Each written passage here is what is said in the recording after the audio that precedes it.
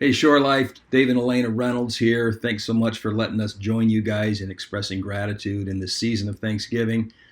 We want to say that we're grateful to God for a relationship with Him through Jesus and grateful for the great people that He's given us to connect with, friends near and far over the years, which certainly includes you guys. We're really grateful that we get to enjoy this life and serve the Lord together in helping people find and follow Jesus. And in our situation, to help them do that through church planting. And we're really grateful to you guys for the years of relationship, for your kindness to us, for your support of us emotionally, in friendship, and even financially. It means more to us than you know. Wishing you guys a wonderful Thanksgiving and holiday season, and may God continue to bless you as you're doing such a fantastic job in this challenging time of helping people find and follow Jesus. God bless you guys. So, greetings to all of you there at Shore Life. Good morning. Of course, you can probably tell behind me it's nighttime. And I just couldn't miss an opportunity to number one, say hey, and number two, to just share some of the blessings that this past year has had.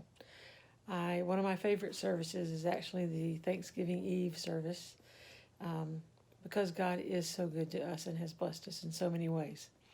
So, one of the things as I was thinking about what I was going to say was actually some of us, it feels like a letter that I'm writing to you instead of coming to see you either time this year.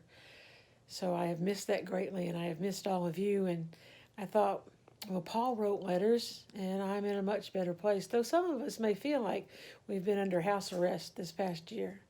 But it's actually been a huge blessing for me staying home and being with my mom. I haven't had to travel since I came home on March 11th.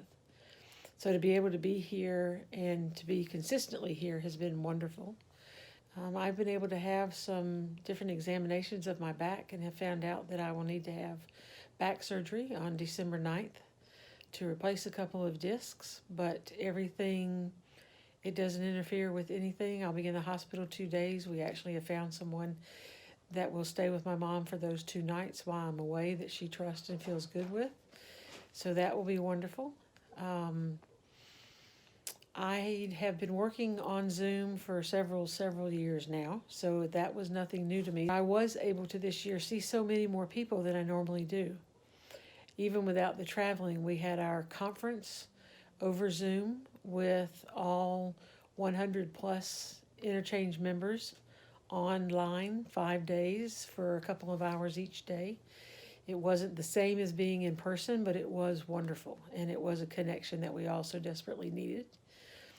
We had another of these days, just the 3rd of November, that was just a 1 day, 2 hour prayer time together with all of Interchange.